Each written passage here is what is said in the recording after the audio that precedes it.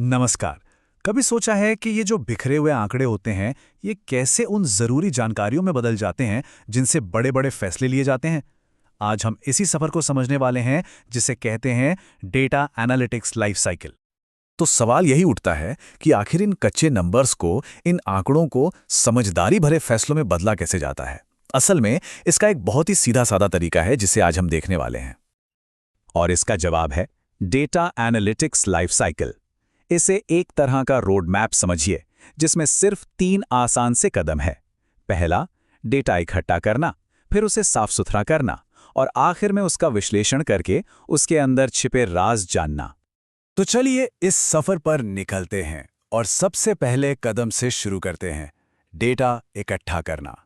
क्योंकि किसी भी अच्छी कहानी की तरह एक अच्छे एनालिसिस की शुरुआत भी सही जानकारी जमा करने से ही होती है।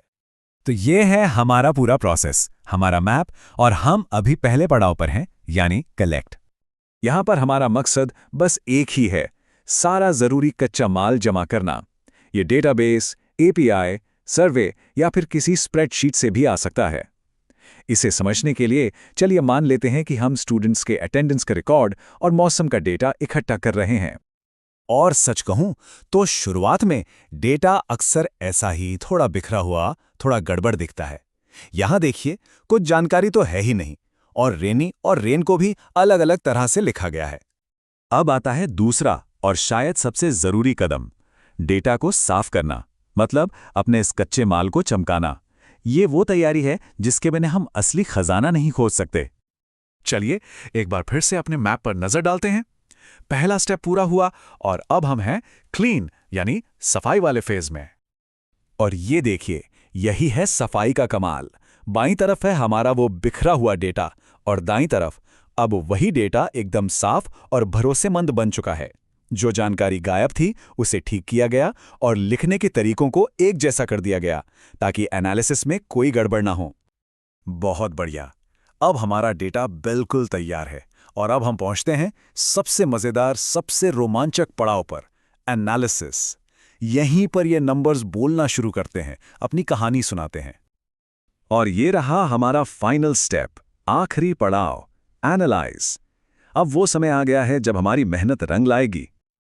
अब जब डेटा एकदम शीशे की तरह साफ है, तो हमारा काम एक जासूस जैसा हो जाता है। हमें इसमें पैटर्न ढूंढने हैं, कनेक्शंस तलाशने हैं और वो छुपी हुई जानकारी खोजनी है जो ऊपर से देखने पे नजर नहीं आती। और अब आता है वो आहा मोमेंट, वो पल जब चार्ट्स और नंबर्स हमें एक्शन लेने पर मजबूर कर देते हैं। देखते हैं कि हमारे एनालिसिस से आखिर क्या निकल कर आया। बस इस एक चार्ट को देखिए, ये पूरी कहानी खुद बयां कर रहा है। साफ दिख रहा है कि जब मौसम अच्छा होता है, धूप खिली होती है, तो अटेंडेंस ज्यादा है, और जैसे ही बारिश होती है अटेंडेंस नीचे चली जाती है। मौसम का असर बिल्कुल साफ है। और यह है हमारी सबसे बड़ी फाइंडिंग। एनालिसिस ने साफ कर दिया कि मॉनसून के हफ्तों में अटेंडेंस में सीधे सीधे 20% की गिरावट आती है। सोचिए, ये सिर्फ कोई अंदाजा नहीं है, ये एक ठोस फैक्ट है जिस पर एक्शन लिया जा सकता है। और बस यही तो इस पूरी मेहनत का असली मकसद है, जानकारी को एक्शन में बदलना। इस एक फैक्ट के दम पर अब असल दुनिया के फैसले लिए जा सकते हैं, जैसे बारिश के दिनों के लिए शेड्यूल को थोड़ा बदलना या फिर स्टूडेंट्स के लिए कुछ एक्स्ट्रा सपोर्ट प्लान करना। तो आखिर में एक सवाल सोचना बनता है कि हमारे आसपास के डेटा में ऐसी और कितनी छिपी हुई कहानियां हैं जो बस सामने आने का इंतजार कर रही हैं, और अगर वो सामने आ गईं तो शायद बहुत कुछ बदल सकती हैं।